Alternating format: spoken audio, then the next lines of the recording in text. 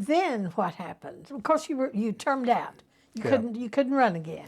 Well, I got to tell a couple of stories. I listened to Senator Taylor's, commentaries. He did a lot of politics, and well, it's funny. I came in the minority party, so I served 6 years minority and 6 majority, which gave you great perspective, on everything. And in my 6 years in the minority, I mean, Senator Taylor was the pro tem, and he did everything, and I would vote for stuff, and I could take credit for it because I voted, but Senator Taylor did it all. But there were two funny stories I tell because he did so much for this community, and I just had tremendous respect. There was a couple of stories, but one of them was I was walking downtown Claremore one time, and a gentleman came up and said, "Tad, thank you for the bike trails, in Claremore."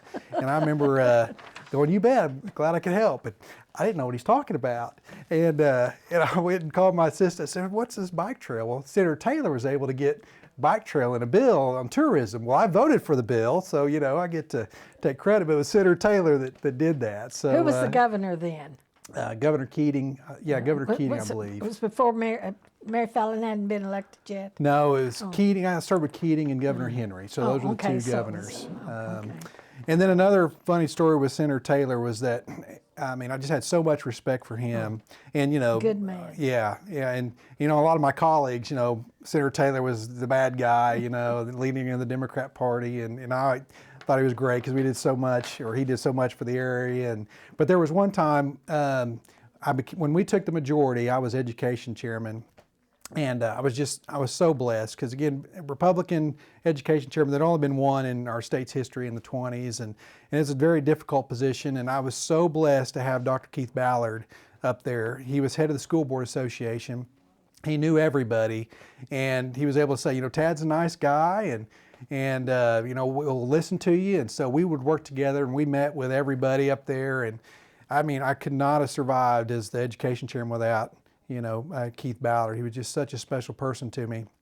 But there was a chairman that was head of education named Johnny Crutchfield, and there was a shakeup in the Senate leadership. And so the Senate pro tem stepped down, then everybody moved up. And so the education chairman moved up to appropriation. So I didn't have anybody on the Senate side who was going to be the appropriation chairman. I didn't know who was going to be. So we were golfing at the golf course up in Catoosa, and I got set with Senator Morgan, who was becoming the new pro tem. So we were riding around the golf course, and so I asked him, I said, "Who's going to be the education chairman?"